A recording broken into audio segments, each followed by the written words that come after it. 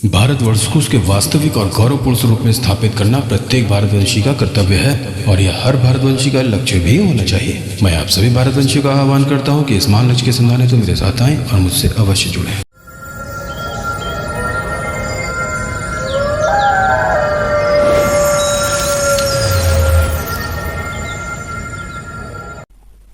आप सभी लोगों को मेरा प्रणाम, आपका स्वागत है। तो आइए शुरू करते हैं। तो पिछले एपिसोड में हम लोगों ने क्रिश्चियनिटी की शिक्षाओं के पीछे छुपे हुए षड्यंत्र को जाना, किंतु इस पूरे तंत्र को गहराई से समझने के लिए, इसकी जड़ों तक पहुंचने के लिए हमें क्रिश्चियनिटी की शुरुआत से लगभग 500 साल और पीछे जाना होगा। यह वह समय था जब एथेंस में एक नए विचारों का एक समूह के रूप में, एक समुदाय के रूप में जन्म होना आरंभ हो चुका था। इन लोगों को वहां सोफिस्ट कहा जाता था। उस समय एथेंस में एकेडमी होती थी जहां पर ज्ञान दिया जाता था और फिलॉसफी पढ़ाई जाती थी, जिसमें मेटाफिजिक्स अर्थात पराभौतिकी का अध्ययन किया जाता था और मेटाफिजिक्स में ऑन्टोलॉजी अर्थात तत्व विज्ञान या तत्व ज्ञान और एपिस्टेमोलॉजी अर्थात साइंस ऑफ नॉलेज जैसे विषयों का अध्ययन कराया जाता था। क्षमा कीजिए, मैं यहाँ पर इन विषयों को पढ़ाने नहीं जा रहा। वैसे भी हम कोई एजुकेशनल चैनल नहीं है, लेकिन यहाँ पर इन विषयों का संदर्भ देना अत्यंत आवश्यक है, जिससे हम यह तो जान सकें कि मानव इतिहास की दिशा कितने खतरनाक तरीके से अपने ही विनाश की तरफ घूमी। और इसमें महत्वपूर्ण बात यह है कि यह सभ्यता इस पर गर्व भी करती है। खैर, इस बात पर बाद में बात करेंगे, अभी विषय पर आते हैं। जहाँ एकेडमी में एपिस्टेमोलॉजी अर्थात साइंस ऑफ नॉलेज जैसे विषय पढ़ाए जाते थे, जिसमें नॉलेज पर बात होती थी, इंटेलिजेंस पर बात होती थी।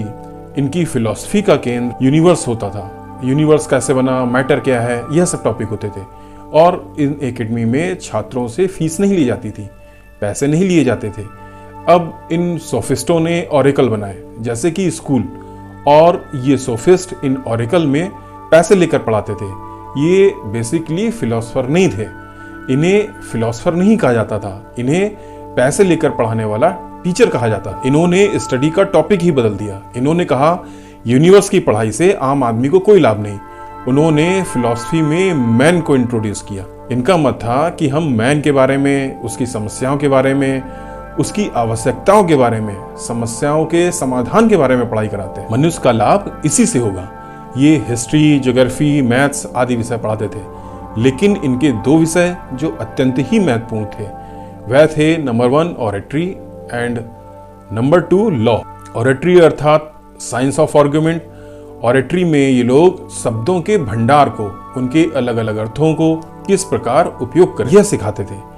ये लोग एक एक शब्द के मायने, उनका प्रयोग इस प्रकार सिखाते थे कि आप किसी को भी बहस में पराजित कर सकें, अपना प्रभाव डाल सकें। यही इनका उद्देश्य था। पर एकेडमी वाले इसे छल कपट बताते थे। वे इन लोगों को कुटिल और नीच व्यक्ति बताते थे, इनका सम्मान नहीं करते थे। वे पैसा लेकर पढ़ाते थे, इसलिए नीच बताते थे, और छल कपट तो वो पढ़ा ही रहे थे। भारत में इसे वितंडा कहते हैं, अर्थात निरर्थक प्रयास, निरर्थक युक्ति, दलील, टांग अड़ाना, किसी भी काम को फर्जी दलीलों से रोकना। दूसरा ये पढ़ाते थे लॉ। ये एकेडमी वालों को कायर कहते थे। ये कहते थे कि तुम लोग नियमों का, नीतियों का बड़ा सख्ती से पालन करते हो क्योंकि डरते हो, और जो व्यक्ति काबिल होता है वह नियमों से कैसे बचा जाता है ये जानता है, वह नियमों से डरता नहीं है। उन दिनों ऑरेटरी जानने वाला ही एथेंस में जज बनता था। वह पढ़ा लिखा नहीं होता था, वह ऑरेटरी और लॉ पढ़ा हुआ होता था। एक विषय ये लोग और पढ़ाते थे, वह था इकोनॉमिक्स। उसके बारे में एकेडमी वाले कहते थे कि यह शैतान का ग्रंथ है, और वकीलों को शैतान का पुत्र बताते थे। खैर, सोफिस्टों के जनक प्रोटागोरस का जन्म 481 ईसा पूर्व में हुआ था, और इन्होंने एक बात कही थी कि man is the measure of all things in this universe. इन्होंने कहा स्टडी में मैन को केंद्र बनाओ, उसके लिए क्या चीज सबसे अच्छी है इस पर विचार करो। जो मैन को अनुभव होता है वही सत्य है। हर आदमी की बात को महत्व दो और उसकी ओपिनियन को महत्व दो। अब इससे हुआ क्या? इससे सबसे पहले तो लोकतंत्र की नींव पड़ी। अब जैसे प्रोटागोरस ने कहा कि हर मैन की बात सुननी चाहिए, तो लोकतंत्र में अपराधी की भी बात सुनी जाती है। भारत में भी कहा जाता है ना कि भले ही 100 अपराधी छूट जाएं पर एक निर्दोष को सजा नहीं होनी चाहिए। पर एकेडमी वाले इनसे बहुत नाराज थे।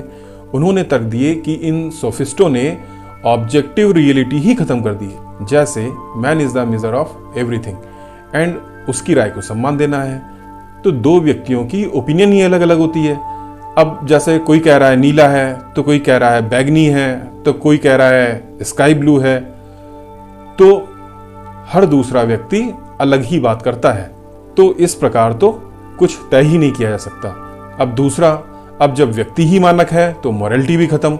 अब मैन महत्वपूर्ण है, अर्थात गुरु और शिष्य में कोई अंतर ही नहीं रहा, दोनों ही मैन है और दोनों ही सही कह रहे हैं, अब वह जो चाहे कर सकते हैं। और तीसरा उन्होंने आरोप लगाया कि इन्होंने तो ओपिनियन कैओस की स्थिति पैदा कर दी है, यह कहकर कि सबकी ओपिनियन का सम्मान करो, अर्थात फिलॉसफी ही खत्म कर दी, सब सत्यानाश कर दिया। भाई सबकी ओपिनियन तो समान होना ही असंभव है। मजेदार बात तो यह थी कि इन सोफिस्टों के स्टूडेंट भी इनका सम्मान नहीं करते थे और सोक्रेटिस को ही जीनियस बताते थे, जो एकेडमी के फिलोसफर थे। खैर, अब हम बाइबल की बात पर आते हैं। वहां कहा गया है कि man is the crown of all species, अर्थात मनुष्य सभी जीवों में श्रेष्ठ है। यह लाइन सोफिस्टों की लाइन से ही ली गई है। और इतना तो आप समझ ही गए होंगे कि मैन के केंद्र में आते ही स्वार्थ के साथ साथ जितनी भी विकृतियां थीं वह स्वयं आ गई, क्योंकि अब भौतिक सुख महत्वपूर्ण हो गया था और लीगल भी हो गया था।